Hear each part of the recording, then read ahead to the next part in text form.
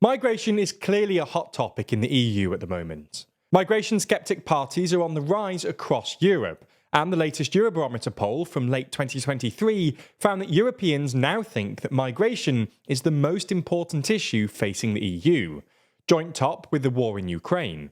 For context, the fraction of Europeans citing migration as one of their key issues has risen from 13% last year to 28% today. And this is the first time that migration has been Europeans' top concern since 2019. The increased salience of migration has sparked a heated debate at both the national and EU levels about what the optimal migration policy would look like. So in this video, we thought we'd take a look at the ongoing immigration debate in Europe, the arguments on either side, and see if we can help answer the question, does Europe need migration? Before we start, if you haven't already, please consider subscribing and ringing the bell to stay in the loop and be notified when we release new videos. Now, before we get into it, we should say that this is obviously a politically contentious topic, and in keeping with our stated principle of neutrality, we're not actually going to take a side. Rather, we're going to present a few arguments for and against. We should also say that because this is only an 8-minute YouTube video, the list of arguments provided isn't intended to be exhaustive, but do let us know in the comments if you think there are any glaring omissions. Anyway, caveats aside, let's get into the arguments in favour of a liberal EU migration policy. We're going to look at 3 arguments here, which we might describe as the economic argument, the moral argument, and the political argument. Let's start with the economic argument. There are a whole load of economic reasons that Europe needs immigration, but the main one is demography. We've done like a million videos on this topic before, so we're not going to go into much detail on this, but the TLDR is that the EU has a fertility rate well below the so-called replacement rate of 2.1, which means that the European population is both shrinking and ageing. Without a massive increase in either productivity or the pension age, this will be bad news for Europe's economy, because an older population means fewer working-age people supporting more pensioners, thus higher taxes. The obvious solution here is immigration, because migrants are both generally younger and have higher fertility rates. The EU is actually quite explicit about this. Last year, the EU's de facto foreign minister, Josep Borrell, published an article which claimed that we know that demographic trends in Europe are such that we need migrants. As well as counteracting demographic decline, OECD data published in 2013 suggests that, in most European countries, migrant households are actually net fiscal contributors, i.e. they pay more in taxes than they receive in social transfers and welfare, which implies that migrants aren't usually a burden on state finances. On to our second argument, the moral argument. As we see it, the most persuasive moral argument for immigration is the simplest. If we accept the general utilitarian principle that it's good to reduce suffering and maximise happiness, then, on the safe assumption it would significantly increase their well-being, it would be good for the EU to take in at least some migrants, and especially refugees. That's not to say there aren't other competing moral principles at play. Most people think, for instance, that states should prioritise the well-being of their citizens over non-citizens, and some people on the right think that the state has an obligation to protect its national culture. But assigning even a bit of weight to the general utilitarian principle implies that the state should take in migrants, and especially refugees. On to the third argument, the political argument. Essentially, liberal immigration policies can increase soft power and help advance foreign policy aims. The most well-known example of this was the United States' Cold War open door policy for people fleeing communist countries, which simultaneously discredited the Soviet Union and improved American soft power. But another good example comes from Turkey, which significantly increased immigration from several Soviet republics, including Azerbaijan, Georgia, Russia, and Ukraine after the Cold War.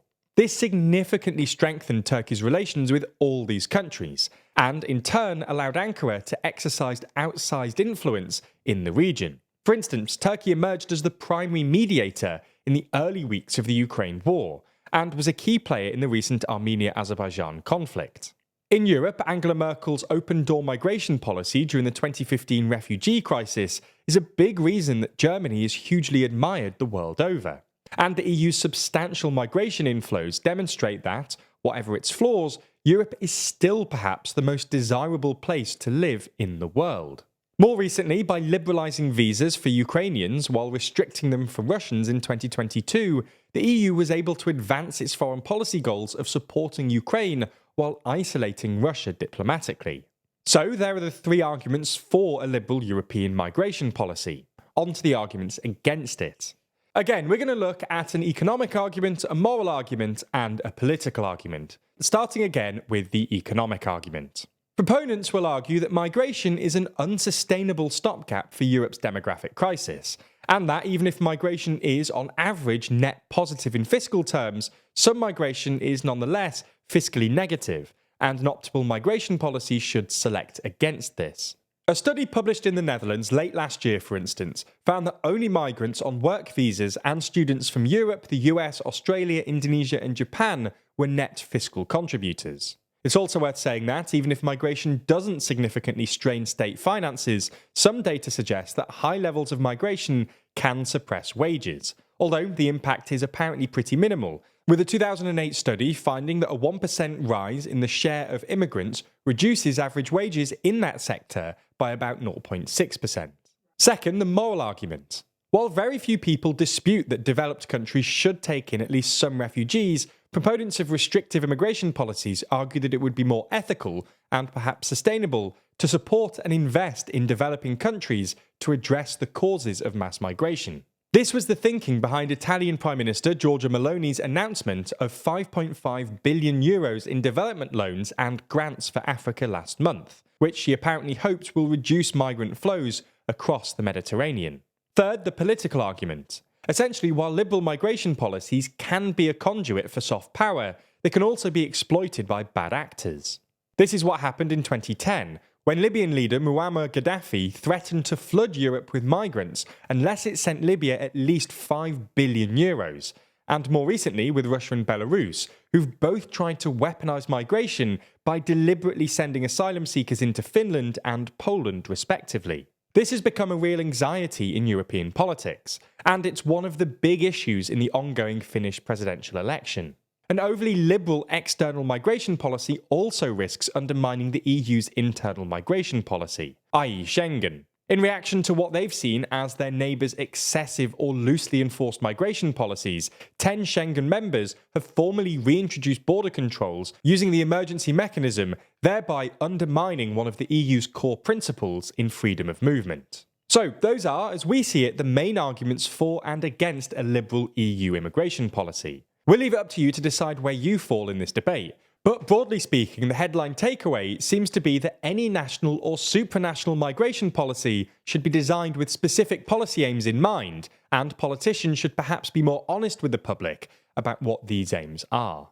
Geopolitics and national security issues definitely seem to be getting more difficult right now, as we regularly cover in our videos. But when it comes to your personal security, that's never been easier thanks to our sponsor NordVPN.